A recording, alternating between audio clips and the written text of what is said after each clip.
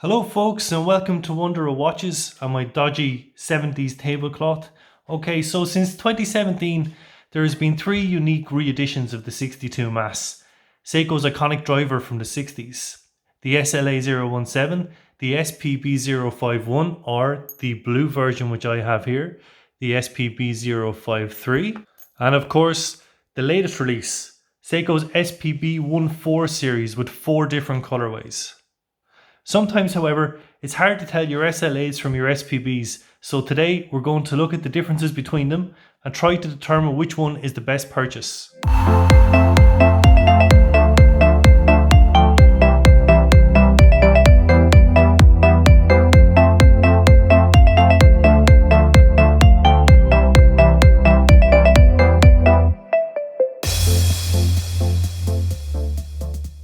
Okay, so we're going to take a look under 5 different categories, the winner of each category being awarded a 3, second place a 2, and last will get a 1, and we'll add up the scores at the end. The categories we're going to be using are case dimensions and styling, dial bezel and hands, the movement, similarity to the original 62 Mass from the 60s, and price and availability. Now before we start, all of the watches that I'm speaking about today, they're all stainless steel dive watches with screw down crowns, screw and case backs. They're all coated in Seiko's proprietary super hard coating. They all have AR coated sapphire crystals and drill lugs and are water resistant to 200 meters. Now the SLA017 case dimensions are a very comfy 39.9 millimeters diameter. It's got a 14.1 mil thickness. Lug width is a non-standard 19 mil and lug to lug is 47.9 mil. Weight is 110 grams on a rubber strap. It's a utilitarian monoblock design with great big lugs. There's no contrast here, there's no beveling or high polished surfaces. All sides of the case are brushed and it's intentionally rugged and robust. Now the SPB053 was released at the same time as the SLA017, but it's more of a reimagining really rather than a fateful reissue. Case dimensions are quite a bit larger at 42.8 mm in diameter. It's 14 mm thick and lug to lug is quite a hefty 49.8 mm, but look, the lugs, they're kind of they're quite short, so the watch is extremely wearable on the wrist. And there it is on my wrist, which for reference is 6 3/4 inches. Now, as opposed to the SLA017, this watch has a lot more finish in here from Seiko. Here we see brushed lugs on top of the case, a bevel at the side of the case, and I hope I pronounced this correct, the Shiratsu high polished bevel. That moves into a brushed side, which is really helpful against scratches. And then it goes back into a high polish again, which brings it down to the bottom of the case. And the watch is entirely curved, and you can see again, similar to the turtle, that high polished side curves up from the wrist, which gives you loads of room for maneuver. It's an extremely comfortable watch to wear, and it belies its bigger dimensions. The domed sapphire crystal gives you that crazed effect on the dial and indices, creating a different dynamic from different angles. I simply love the finishing on this watch, but I prefer the size of the SLA017. Now, if only there was some kind of compromise between the two. Enter the SPB14 series. Now the SPB143 reduces the dimensions back to 40.5 mm in diameter, a thickness of 13.2 mm and measures 47.6 mm lug to lug. The lug width here is back to a standard 20 mm, which makes it a strap monster. There are various finishes on the case here again, similar to the SPB053. Again, we have that high polished beveling on the side of the case, leading to brushed sides that will certainly help with disguising any scratches this fella may pick up. And in terms of case design and dimensions, that makes the 1.4 series the winner in my book, with the SLA017 second. Category 2, dial hands and bezel. The SLA017 again is very faithful to the original with batten hands, a sunburst grey dial with large rectangular indices. The finishing on the dial here is amazing. The applied indices have substance to them and are beautifully curved on the corners. The loom is perfectly executed and filled flush with the perimeter of the applied indices. This requires a high level of precision. The date window is framed by a stainless steel rectangle and nicely finished. The bezel is functional and minimal, dropping minute markers either side of the 10-minute markings. It's a narrow metallic bezel with a standard coin edge and loomed pip at the 12 position.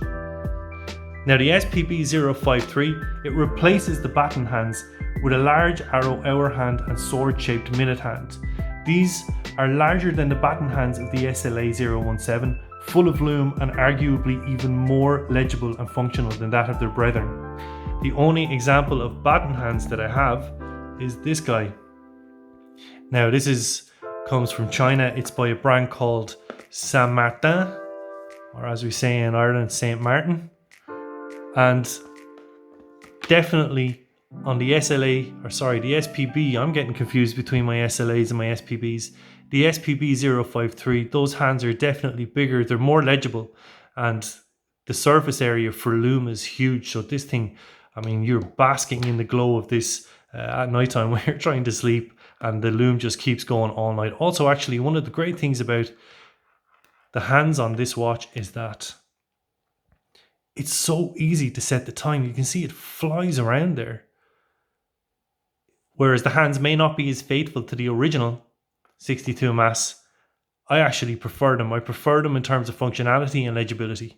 Now the applied indices here are entirely trapezium shapes, apart from 12, 6, 9, and then the date is at 3.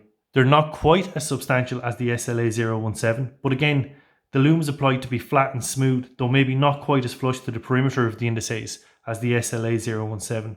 But boy, does this thing glow.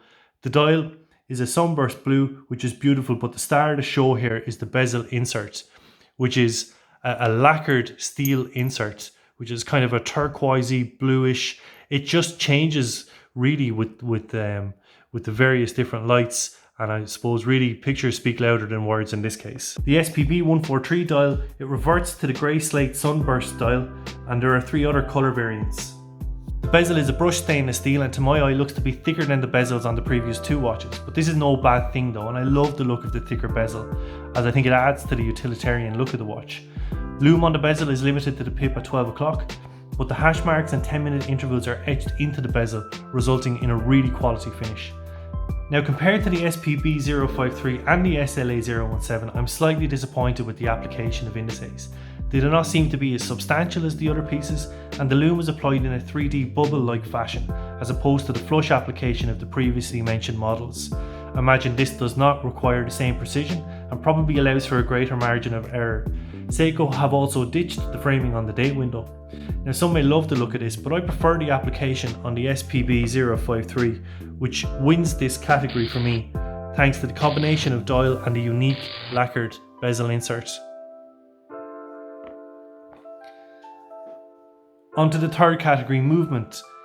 Now the SLA017 uses the caliber 8L35 based on the Grand Seiko 9S55. It beats at 28,800 vibrations per hour. It boasts a 50-hour power reserve and is hand assembled and hand adjusted to -10 to +15 seconds per day. The SPB053 uses the Seiko 6R15, the heart of so many great Seiko watches. With hacking and hand winding, it beats at 21,600 beats per hour and has 50 hours of power reserve. It's a 15-year-old caliber at this stage and a tried and tested workhorse. The SPB143 uses a brand new caliber 6R35 in-house automatic movement, which operates at 21,600 beats per hour, has hacking seconds and a 70-hour power reserve.